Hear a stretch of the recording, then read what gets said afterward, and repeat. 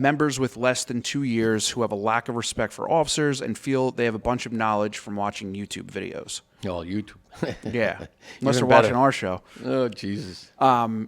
This one interests me because yes, you're going to get those people, these 2 years that got the pop time in the firehouse that think they know or they're giving shit to the officers. But the other side of that is, how are you treating these people? And it's not to say that that's right, but if you have an officer who's a dick and these kids give it back to them, well, how are you training them? Because sometimes this is like the disgruntled guy that just because these kids are doing something that, we didn't do that in my day, he thinks these kids are assholes and they're being disrespectful. But meanwhile, they're not. And I've seen that part of it too, where, oh, these fucking kids, well, it's like they're not doing anything wrong. It's just you're a cranky old fuck. Sometimes, I'm just saying there's two sides to it. There's two sides to it. I was a younger guy, I was a junior, and then went into the department, so I had some training prior to coming into the department, which was good. I hung around the firehouse all the time, whether it was with my dad or as a junior.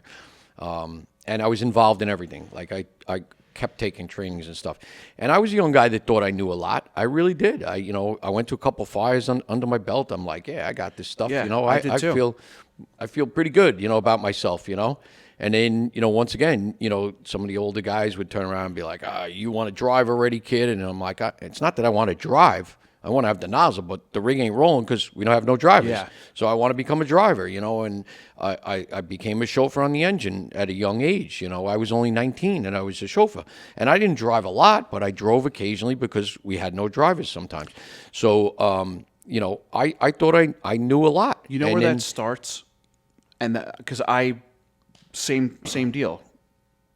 It starts usually when you get to a point, you finish probation, you got like a year, you go to some fires, you got fires under your belt, and it happens usually when you wind up riding in the front seat for the first time.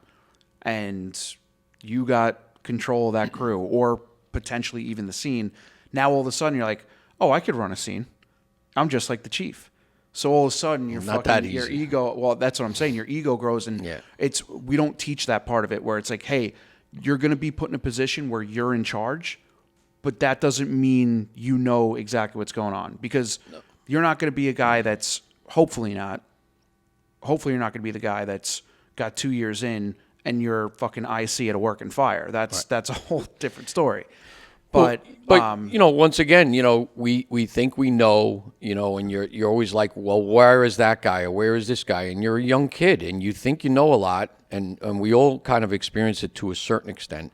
But like, where are these older guys? Where were they? And like Chief Richardson even talked about it. He goes, we were downright, disrespectful to some of these guys when he was, a young firefighter. And, I don't want to say it was totally disrespectful, but, we buffed fires in New York City and this and that. And we went to fires. We went to every training. Like, we went to every Yaphank. Yeah. Like, we'd go to every fire. We were always there.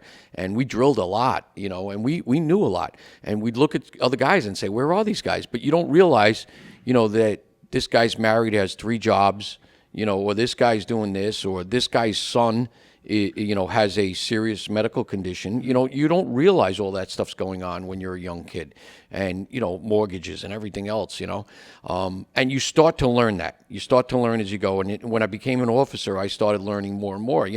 But I got humbled a couple times, and that's really what it came down to. And nobody had ever said to me when I was a young firefighter, like, you're going to get humbled at some point. Like, you just don't know. It's not a matter of if, it's when. Yeah, and I try to tell people that when I teach a lot of classes, especially the Firefighter 2 class.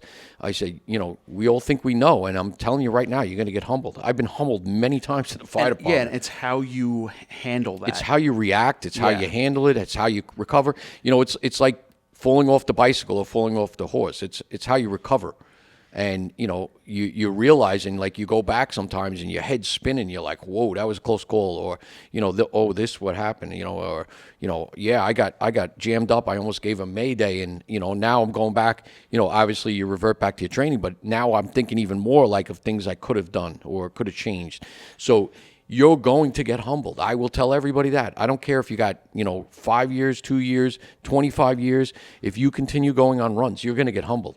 Or you're going to see something you never thought you were going to see before. For sure. It's going to happen. And I'm sure it's going to happen to me again. I think a lot of it too, it's good to be confident if you're responding as the OIC, like if you're in charge, but overconfidence is where it becomes a problem. And I'll give you an example of me one time going to an elevator rescue, and we've hit on elevators before, but it was Christmas Eve, and it was a building that was completely empty, but we got a call for an elevator rescue. We showed up. There was a lady there, and she said, I was literally leaving my office, and I heard somebody yelling in the elevator shaft. So, we go there. It's a bunch of young guys, and go right, find what floor she's stuck in between, pop the doors open, and, pull her out. Nice, easy elevator rescue. And she's like, oh, my God, thank you so much. I had no cell phone service. Like, this lady would have been stuck in that fucking elevator for all Christmas break, if that one person didn't find her. So, we're all high-fiving, yeah, we did it. And my captain came up to me and he said, hey, nice job, first off.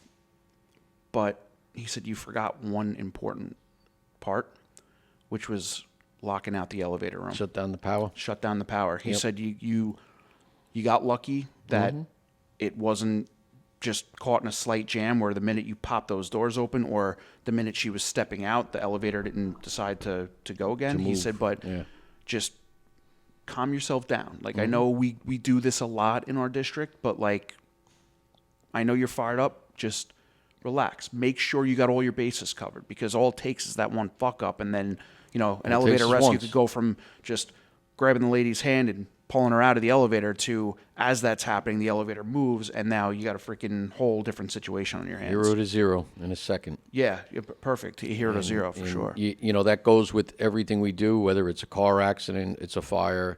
We always got to be considerate of what we're trying to do, the people, right? We're trying to save people's lives, and we got to be and act accordingly.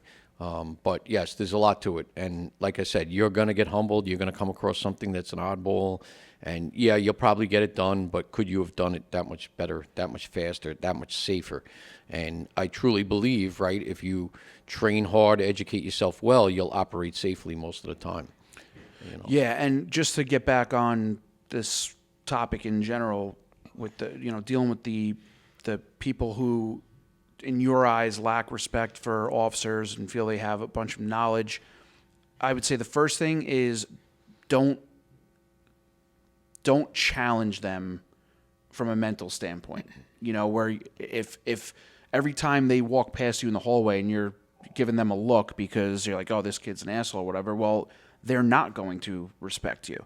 If it is kids that they think they have all this knowledge from watching a YouTube video, that's a perfect opportunity to humble them in training. Hey, you said you've been watching this video on 4th Century. Like, show us. You don't want to embarrass people either. No, but I'm saying from a standpoint, if this kid really is a dick, this 2-year member thinks he knows everything, give him a chance to show you. And if he does, great. But if he doesn't, it will humble him.